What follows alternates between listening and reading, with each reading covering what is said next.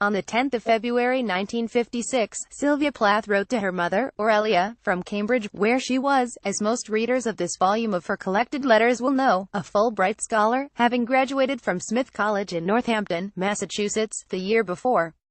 During the summer of 1953, she had suffered from insomnia and exhaustion, as the editors here describe it. Electroshock therapy had been administered.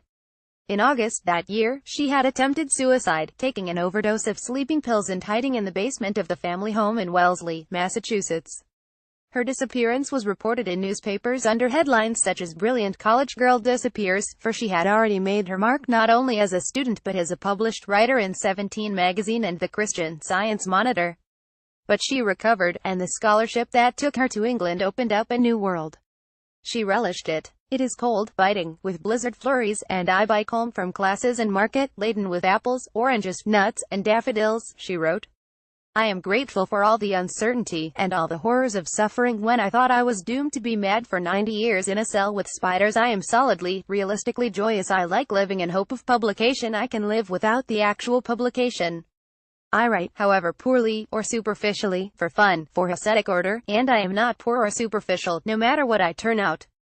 Such a paragraph seems a perfect encapsulation of the qualities inherent in much of Plath's epistolary writing. There is the crystalline observation of the sensual world, the weather, the wind, and her love of food and bright colors, as well as her desire to make a home for herself anywhere she was. Especially in writing to her mother, to whom she was very close, her father having died when she was a little girl, she acknowledged her suffering but determined, with a brittle brightness, to overcome it. Is it because the reader knows the end of her story that her solid, realistic joy seems more wished for than attained by setting it down on paper? Did she hope to make it true? How much of what she wrote was meant to present a particular self, especially to her mother, who had worked so hard to raise her children after the death of her husband? Otto, as Sylvia Plath wrote to her younger brother, Warren, in May 1953, "You know, as I do, and it is a frightening thing, that mother would actually kill herself for us if we calmly accepted all she wanted to do for us. She is an abnormally altruistic person, and I have realized lately that we have to fight against her selflessness as we would against a deadly disease."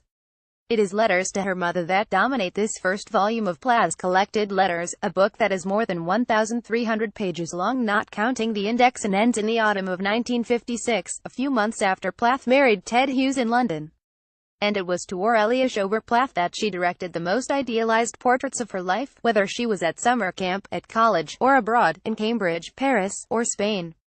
Her mother was the eager audience who would always devour the tiniest detail of her daughter's doings. Her mother was allowed glimpses of her daughter's unhappiness, but never saw the black pit into which Plath would fall when she confided in her journals. "Oh, Mumsy, I'm so happy here I could cry," she wrote to her mother of her first term at Smith. But her journals from this time tell a different story. "God, who am I? I sit in the library tonight, the lights glaring overhead, the fan whirring loudly.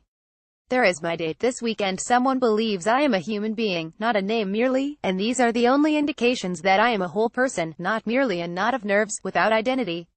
I'm lost, but who does not show many faces to the world?" One of the fascinations of reading these letters is seeing Plath present varied accounts of the same events to different correspondents, mother, brother, whichever young man or young man was the object of her attention at the time. As the book's meticulous editors, Karen V. Kukel and Peter K. Steinberg, note, she was so conscious of her audience that even when her experiences were repeated, there were subtle variations of emphasis aimed to achieve a maximum response or reaction. While in Cambridge, she fell for a fellow student a few years her junior, J. Mallory Wober. In a letter to her friend Eleanor Friedman Klein, she called him "this boy, tall, raven-haired, scarlet-cheeked, husky, Jewish, strong as the giants of the earth in the days of the Old Testament prophets."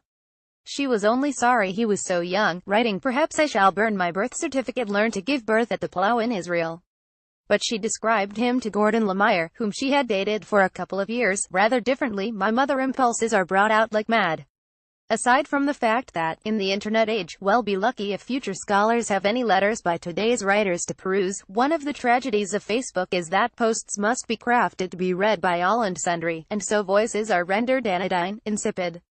It is impossible to read these letters without their author's fate in mind.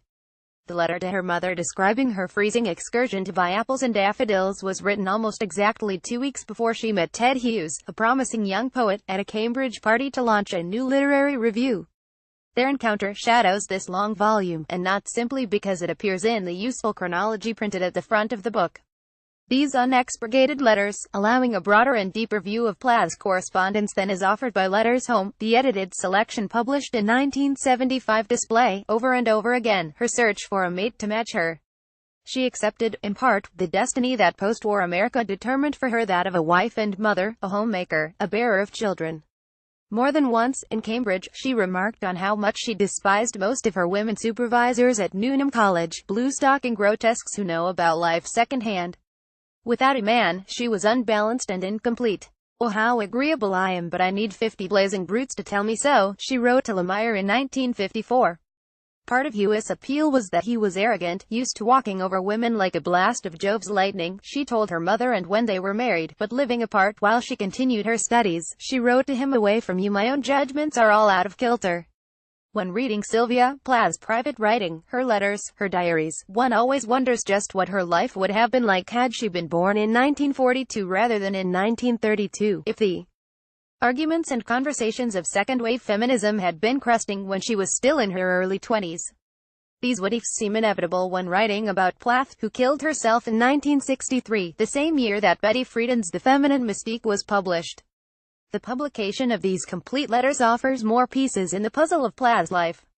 The earliest letters date from 1940 and include some of her previously unpublished childhood verses.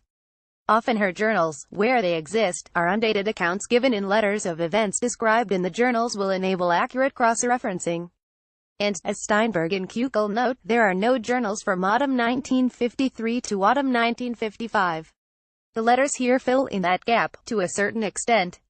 Not every letter, describing her dreadful sinus colds, the mending of clothes, the courting of boys, is fascinating. Why should they be? This is one young woman's life, in all its quotidian variety. Many of them, however, have an extraordinary narrative flow. You can feel her practicing, like a pianist doing her scales, for her poetry and prose.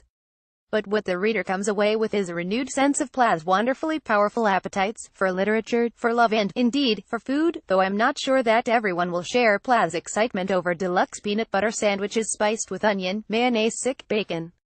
And how hard she worked, that's no secret, but it is striking to see over the course of more than 1,000 pages.